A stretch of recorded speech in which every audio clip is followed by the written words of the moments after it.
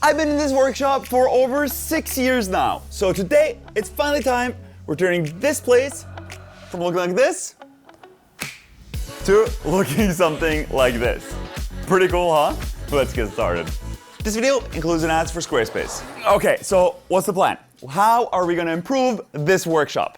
And don't get me wrong, there's nothing inherently wrong with this place. I absolutely love my workshop, but I do feel that there is room for both improvements in functionality. There's a bunch of stuff that I've just been putting off for way too long. And frankly, I think this place needs kind of a little bit of a facelift. I want it to look different. First off, let's start with the stuff that's right behind me, the things that you see the most. So this wall behind me was actually inspired by Jamie Heinemann's sort of workshop storage wall when they did Mythbusters, where he had like a massive wall full of bins of all sorts of stuff. And I just really loved the way that looked. And at the time, I only had this space that you see right here, and I had to put all my stuff somewhere. So it ended up in plastic boxes behind me. Turns out, in the meantime, now I have a little extra storage space, so I don't actually have to have all the stuff right behind me. And let's be honest, like 90% of the things that are in there,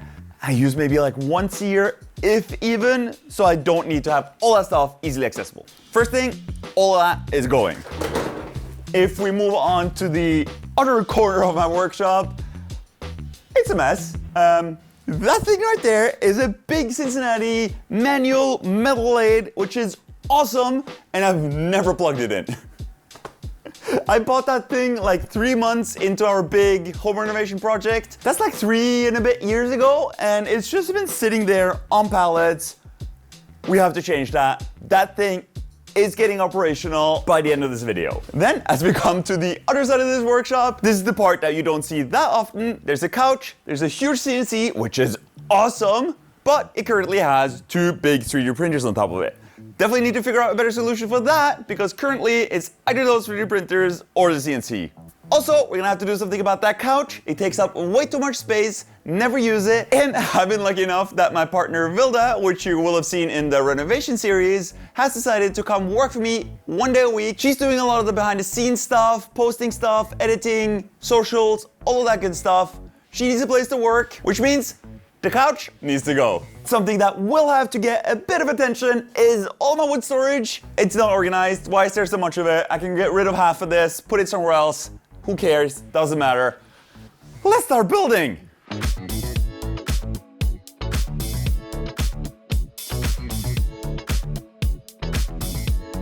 Really starting to get somewhere. We've got a lot of this stuff cleaned out. Now it's time to tackle the next problem, which I'm sure a lot of you guys that make stuff can recognize yourselves in, and that is, I'm just really bad at throwing out stuff that I might need in the future, and especially little bits and pieces of wood, because I have wood laying around my workshop everywhere. I have piles of wood up there, stuff stacked there, larger pieces behind there. I don't know what's going on here, but that's underneath the CNC machine. No wonder I can't use the lathe. More stuff up against the lathe. More wood that doesn't fit anywhere. And just in general, wood everywhere. I've got to be honest with myself. A lot of this stuff can get condensed down to a smaller footprint. Doesn't need to get leaned up against every single tool I have in this workshop. And then it's time to clear out this entire space and get some color on the wall.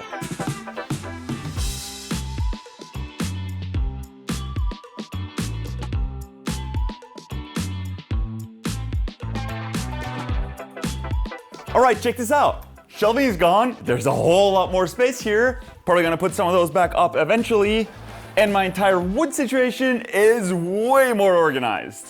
I've essentially condensed what was this entire wall full of wood into just this and what fit in underneath my CNC machine. The really big pieces of hardwood and lumber are all in the different storage area now, and I got rid of a ton of small bits that I was never gonna use anyways. And now with all of this space cleared out, it's onto this bad boy. So, laser cutter is awesome, but I don't use it enough to have a fixed mounting position on the back wall here, ready to use at all times. I don't need that.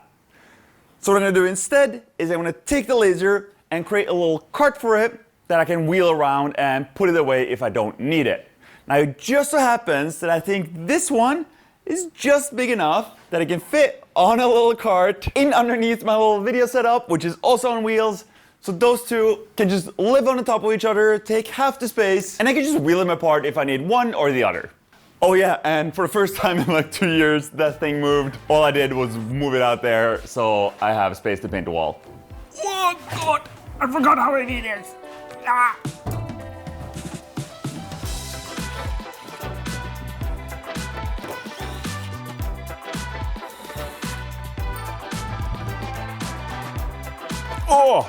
Oh God.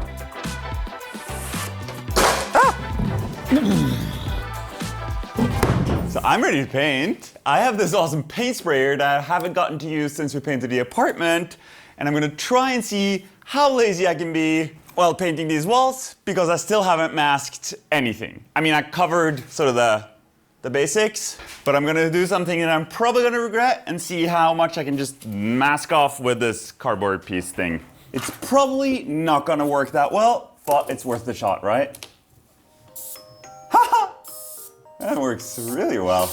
Look at this. This isn't too bad. This is sort of doable. I mean, it takes forever because of the low pressure and the fine nozzle, but I think it might work. Let's try.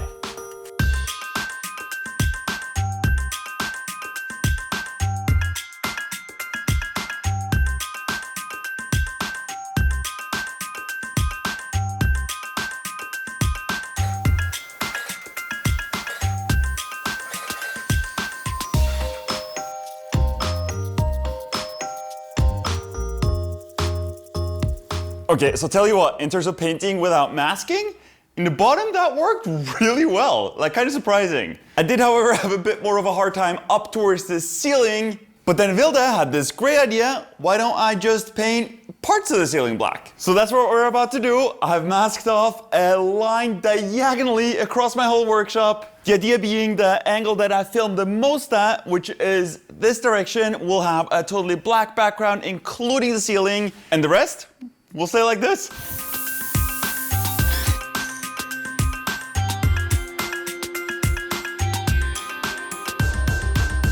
Okay, are you ready? I finished painting. I may have also cleaned up a bit, and now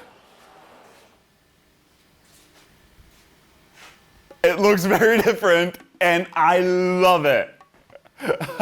It's crazy how much of a difference all of this makes. Now, in an attempt to really emphasize the blackness of this area of the workshop, I may have gone a little bit overboard, because you may remember the sound panels in the ceiling here, the ones up there used to be white, and now they are partially black and all the way black, depending on which side of the workshop they're in.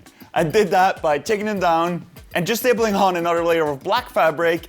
And for the ones that have the transition going through them, I tried to sort of match the line that goes diagonally across and hand-stitched on that diagonal piece of fabric over the top. It's not perfect, but it turned out pretty good. Like, at least on camera, I think this is definitely good enough.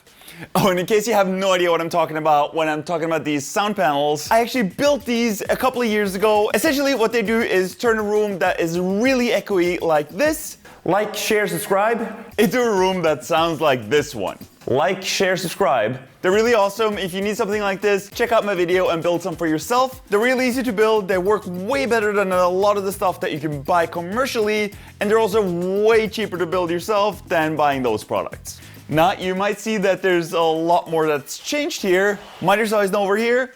I reassembled some of the shelving here. Right now, there's a bunch of filament and projects for upcoming videos under here. But check this out. I made a board and attached all my batteries and chargers up on the wall on one side, and my 3D printed corner radius guides, which you can download and 3D print for yourself. These, as well as a ton of other stuff, can be downloaded from a website, which is alch.shop.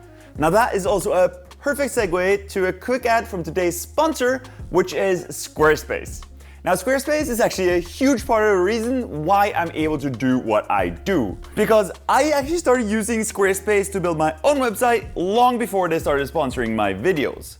On my website, I sell build plans and 3D files for the things I build in here and the different projects that I do. But whether you want to sell physical or digital products, Squarespace has the tools and merchandising features to make your products look their best online. And you can now start building your own completely personalized website with their new guided design system, Squarespace Blueprint. Choose from their professionally curated layouts and styling options to build a unique online presence from the ground up, tailored to your brand or business and optimized for every device. Squarespace is the all-in platform for building your brand and growing your business online. Head to squarespace.com for a free trial, and when you're ready to launch, head to squarespace.com/ALCH for 10% off your first purchase of a website or domain.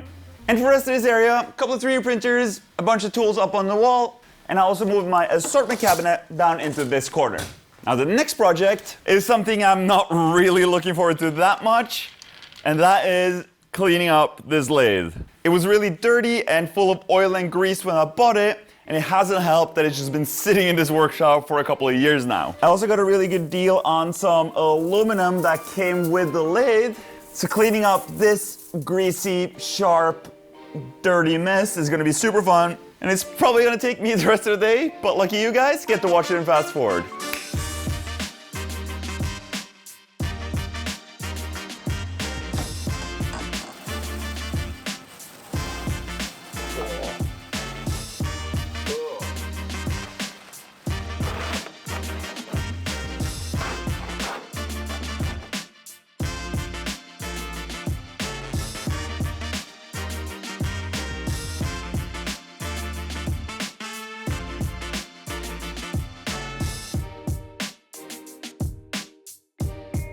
And now, after a lot of wrestling this machine into place, it's finally where it's supposed to live. It was quite the challenge to get this whole thing off the pallet, and the whole process was a little bit sketchy maybe, but we did get it here eventually. It's now also finally a lot cleaner than what it used to be. Everything works, moves around, smooth, nice. In theory, all should be there. I reconnected all the once removed safety features. I've also reinstalled this backsplash thing here, which used to be this weird red color. Painted that, reinstalled it. So I guess we could just plug it in and see if it will turn on. Oh, and yeah, I put the go-kart up on the wall. Isn't that awesome? Okay, it's plugged in. It's worth mentioning that I haven't actually ever seen this machine run. When I bought it, it was unplugged. Transported it here. It's been here for 3 years. So here goes nothing. Ah! Haha! It turned on. It runs! It spins! Yeah! Okay, power feed. Hey, hey! Yay! Power feed works! Haha! It all works! Let's try and change speed. Let's try and make some chips.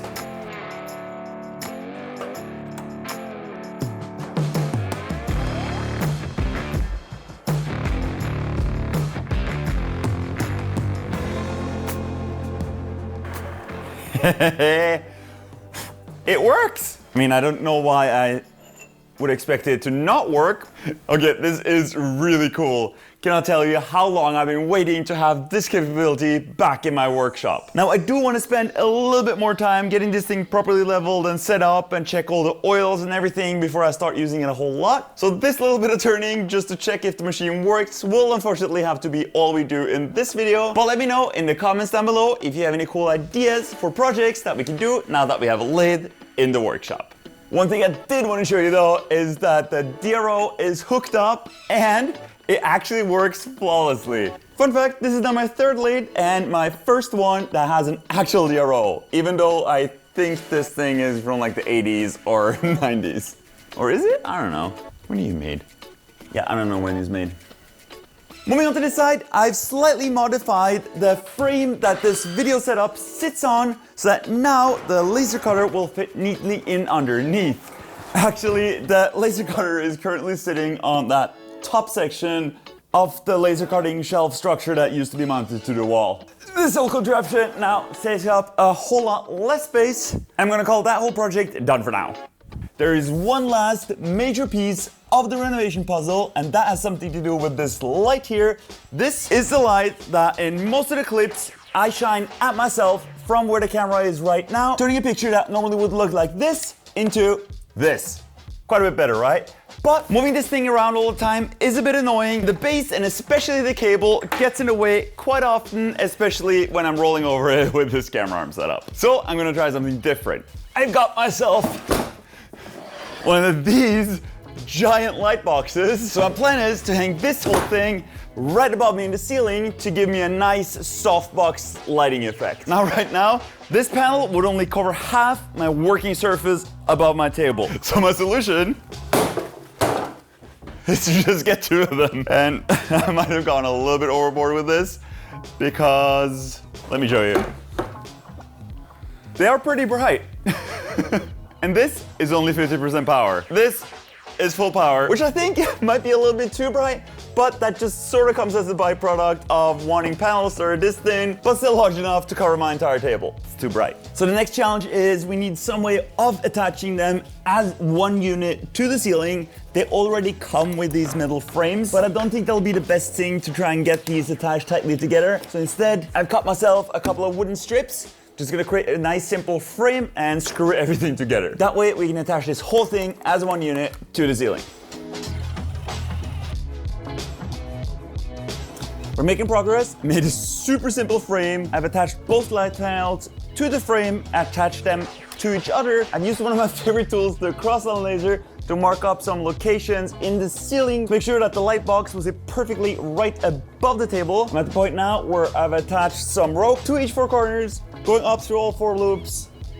I'm gonna try and pull this thing now, and I have no plan beyond that. Feels like I'm making this more complicated than it needs to be. Can you not? I cannot. I cannot not. Woo! I don't actually have a good plan for what I'm gonna do now. That is pretty cool though. Yeah, I think we're going to a different plan and doing one side at the time. At least a little bit. And then maybe...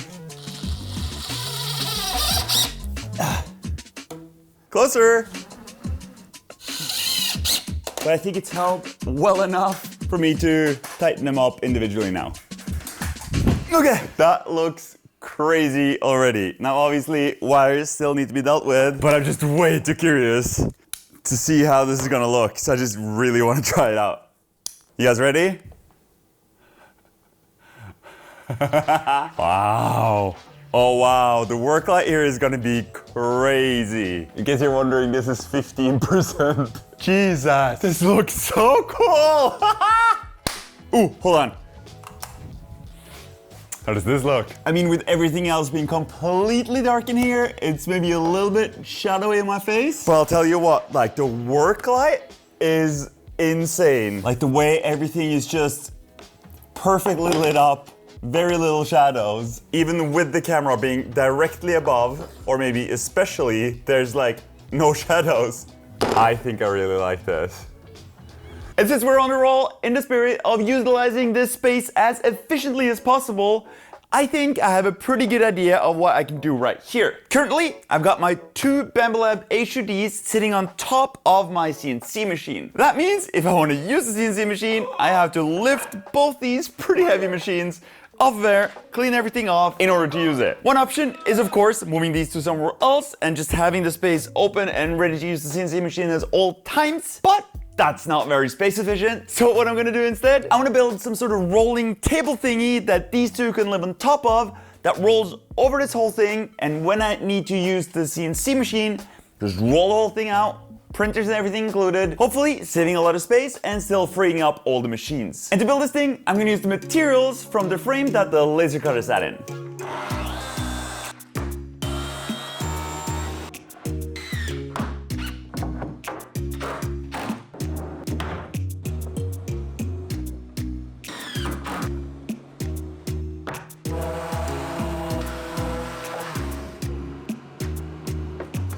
Having a couch in my workshop next to my CNC machine was kind of a luxury, and a luxury I never used.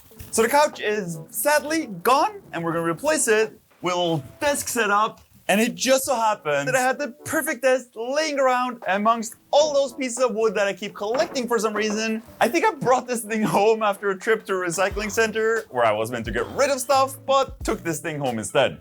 It still needs some legs. Also, now that we have all this additional space, that's the perfect opportunity for some additional storage. I'm not gonna reinvent the wheel here. I'm just gonna quickly head over to IKEA, pick up some cabinets and drawers, and quickly sort out some additional storage. So it turns out, if you take one large IKEA cabinet, chop it in half, and add on some additional bits like I did here, you can turn one cabinet into two of them. Now, granted, the tops of these don't look super nice, so I'm in the spirit of using up as much material in the workshop here as possible. Made a new top from just whatever I had laying around. I think that's gonna look great. I've just got a bunch of these basket drawers for storage for a bunch of random stuff. That's gonna come in super handy, but not super pretty to look at. So we'll need to cover it up with some doors. Naturally, I had to chop those down as well. And luckily, all the IKEA hardware is essentially just a copy of the Bloom hardware. So all my Bloom jigs for creating the holes for this hardware still work. I was able to place some new positions, and I can get these things installed. And in case you're wondering, no, two equally sized doors weren't an option from IKEA. Moving on to the rest of this corner, which is gonna be the second desk setup. Luckily, the lift mechanism that the laser cutter used to sit on is actually a table lift mechanism that I recycled for that purpose. Now we're gonna back cycle it to be a lift mechanism for the table again, so that if you ever want to, this thing can be turned into a standing desk as well.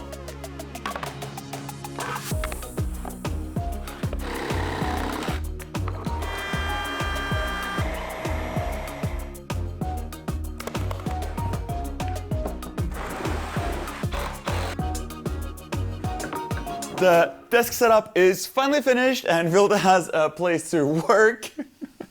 Currently editing this very video. And the lift mechanism that I stole from the laser cutter shelf ended up working really well. This whole thing goes up and down, no problem now.